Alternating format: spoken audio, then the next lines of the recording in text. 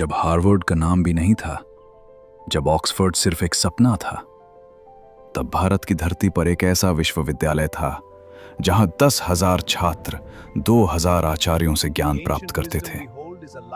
यह केवल एक परिसर नहीं था, यह दुनिया का पहला वैश्विक ज्ञान केंद्र था। लेकिन फिर सन 1193 में तलवारों की आग ने उसकी शांति को चकनाचूर कर दिया। पुस्तकें जलाई गईं, विशाल पुस्तकालय धुएं में बदल गया और वो आग महीनों तक जलती रही। ये कहानी है उस विश्वविद्यालय की जिसे जलाया गया, लेकिन जिसका ज्ञान कभी नहीं मरा। ये कहानी है भारत के राज्य बिहार में स्थित उस महान विश्वविद्यालय की जिसे दुनिया नालंदा के नाम से जानती है।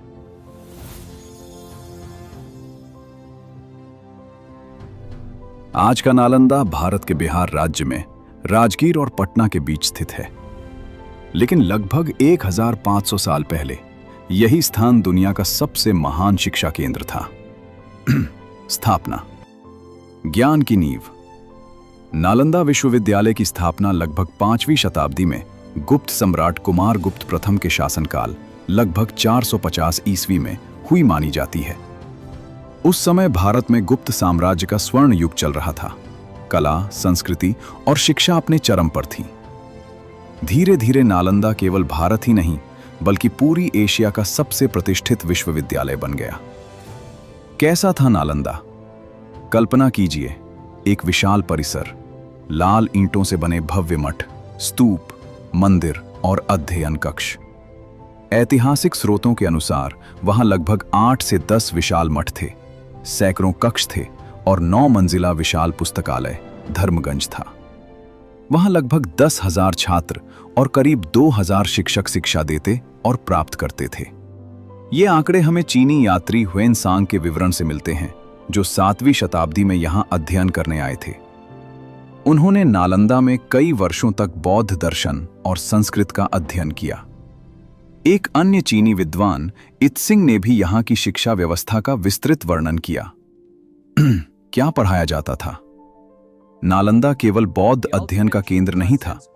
यहां पढ़ाए जाते थे बौद्ध दर्शन, जिसमें महायान और हीनयान दोनों परंपराएं शामिल थीं, वेद और उपनिषद, व्याकरण, तर्कशास्त्र, चिकित्सा अर्थात आयुर्वेद, गणित, खगोल शास्त्र और राजनीति व प्रशासन।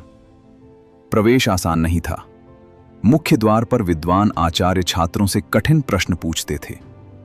कहा जाता है कि केवल 20 से 30% विद्यार्थी ही प्रवेश परीक्षा उत्तीर्ण कर पाते थे। दुनिया भर से छात्र नालंदा में छात्र आते थे। चीन से, कोरिया से, जापान से, तिब्बत से, श्रीलंका से और इंडोनेशिया से। यह वास्तव में विश्व का पहला अंतर्राष्ट्रीय विश्वविद्यालय था। विनाश, ज्ञान की आग। 12वीं शताब्दी में लगभग 1193 ईस्वी में तुर्क सेनापति बख्तियार खिलजी ने बिहार पर आक्रमण किया।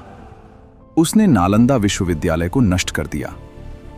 इतिहासकारों के अनुसार विशाल पुस्तकालय में इतनी पुस्तकें थीं कि आग कई महीनों तक जलती रही। यह केवल एक इमारत का विनाश नहीं था, यह ज्ञान की एक पूरी सभ्यता को गहरी चोट थी। सदियों तक नालंदा खंडहर बना रहा। 19वीं शताब्दी में ब्रिटिश पुरातत्वविद अलेक्जेंडर कनिंघम ने इसके अवशेषों की पहचान की और इसके बाद खुदाई का कार्य प्रारंभ हुआ। साल 2016 में इसे यूनेस्को की विश्व धरोहर सूची में शामिल किया गया। साल 2010 में भारत सरकार ने एक नए अंतर्राष्ट्रीय विश्वविद्यालय की स्थापना की, राजगीर, बिहार में आधुनिक नालंदा विश्वविद्यालय। यह विश्वविद्यालय 2014 से शैक्षणिक सत्र चला रहा है। यहां पर्यावरण अध्ययन, अंतर्राष्ट्रीय संबंध, बौद्ध अध्ययन और ऐतिहासिक शोध जैसे विषय पढ़ाए जाते हैं। हालांकि यह प्राचीन नालंदा जितना विशाल नहीं है, लेकिन इसका उद्देश्य फिर से एशिया को ज्ञान के सूत्र में जोड़ना है।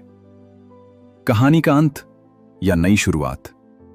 आज जब आप नालंदा के खंडहरों के बीच चलते हैं तो ईंटों की दीवारें मानो अब भी कहती हैं, यहां कभी दुनिया झुककर ज्ञान लेने आती थी।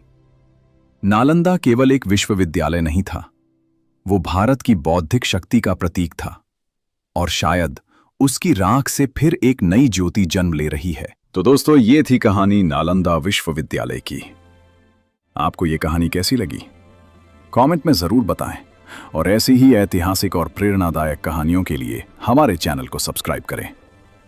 और अगली वीडियो आप किस टॉपिक पर देखना चाहते हैं, ये भी हमें कमेंट में जरूर बताएं। आपका सुझाव ही हमारी अगली कहानी तय करेगा।